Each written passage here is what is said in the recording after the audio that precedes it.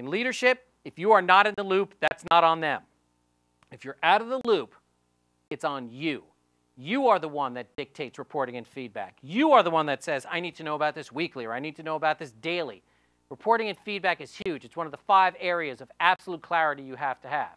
We have neither the time nor the inclination to go into them, but I will give you this one. Reporting and feedback is giant because there's a lie involved.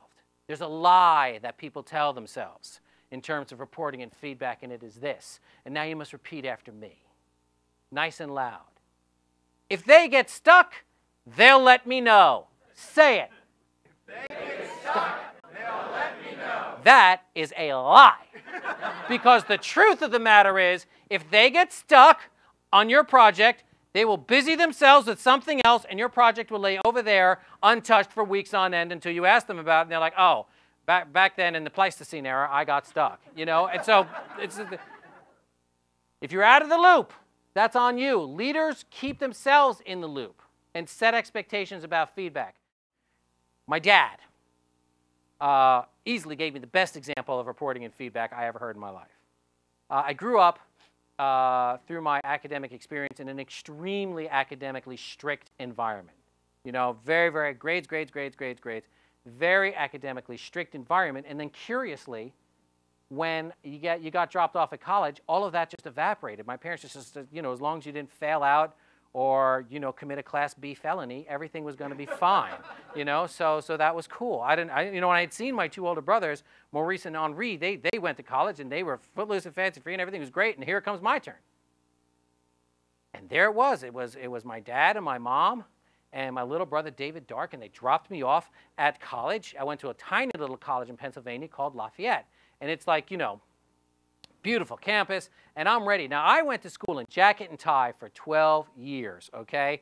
Now I'm in shorts, right? I got no socks on. I got and word has it that when I get to class, there's going to be girls in the class with me, okay? Now, that's going to be news to me. So this is awesome, and I am waiting for them to leave. I'm waiting for them to leave, and the car is literally idling in the parking lot. They've dropped me off.